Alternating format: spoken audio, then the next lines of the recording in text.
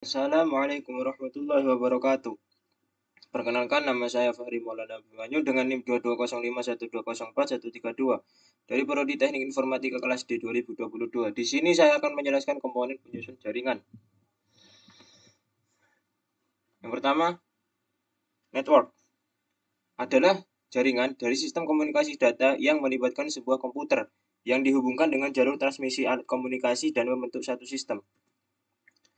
Selanjutnya, perangkat jaringan. Yang pertama ada WAN atau Wide Area Network, merupakan sebuah jaringan sistem komunikasi data yang not berlokasi jauh atau remote location satu dengan lainnya. WAN disebut juga remote network atau external network. Yang kedua ada hub, menghubungkan semua komputer yang terhubung ke LAN. Hub adalah repeater dengan port banyak atau multiport repeater. Yang ketiga ada switch, yang menghubungkan semua komputer yang terhubung ke LAN. Perbedaannya, switch dapat beroperasi dengan full duplex dan bisa mengalihkan jalur serta memfilter sebuah informasi dari tujuan yang spesifik. Yang keempat ada router, merupakan sebuah peningkatan kemampuan dari bridge. Router dapat menunjukkan route atau jalur dan bisa memfilter sebuah informasi pada jaringan yang berbeda. Selanjutnya ada modem.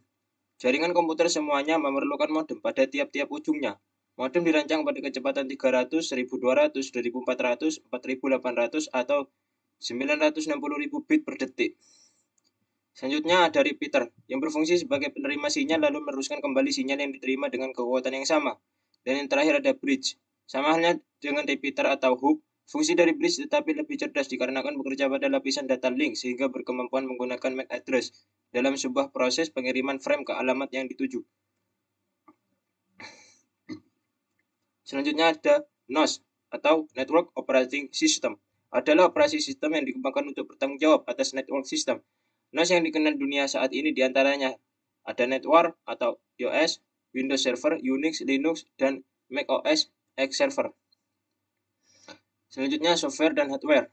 Perangkat lunak atau software adalah sebuah program yang berisi perintah yang menghubungkan hardware dan firmware, sehingga menghasilkan sebuah informasi yang diinginkan firmware.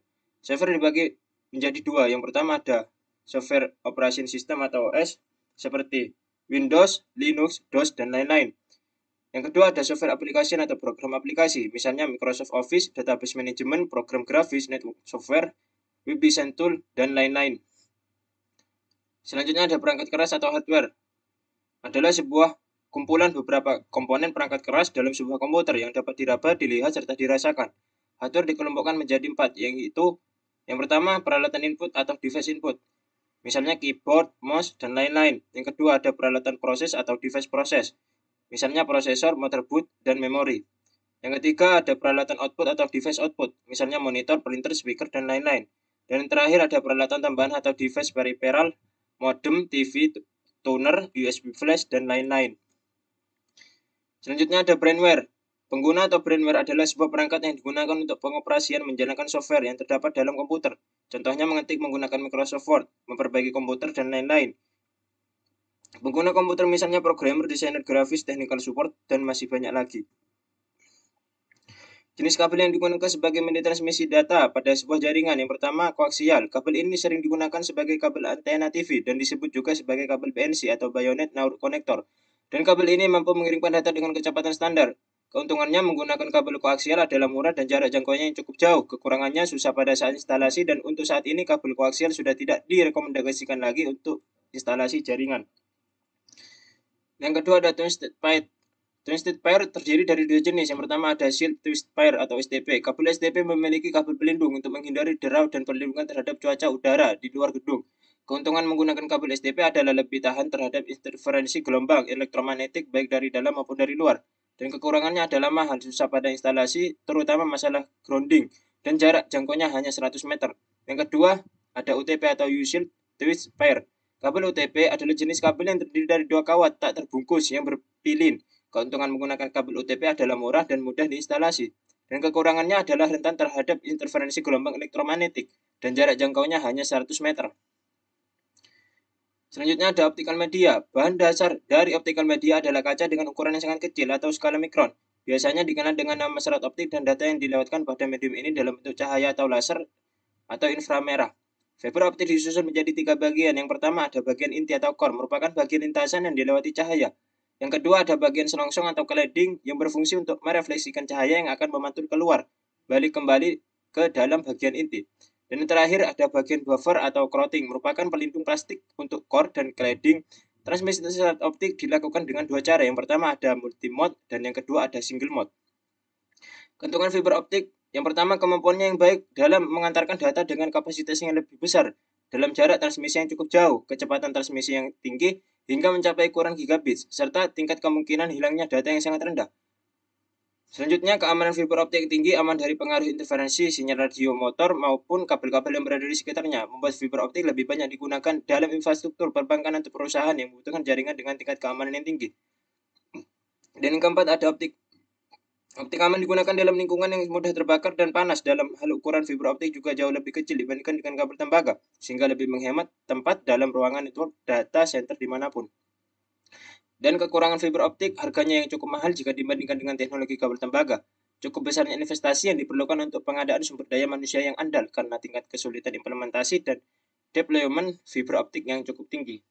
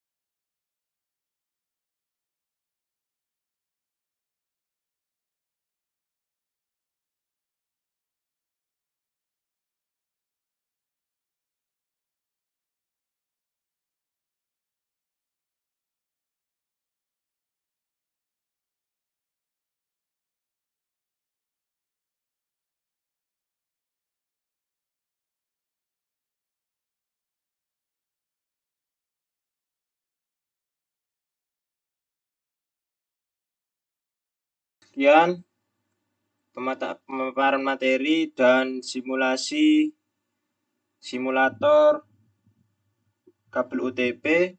Semoga bermanfaat. Wassalamualaikum warahmatullahi wabarakatuh.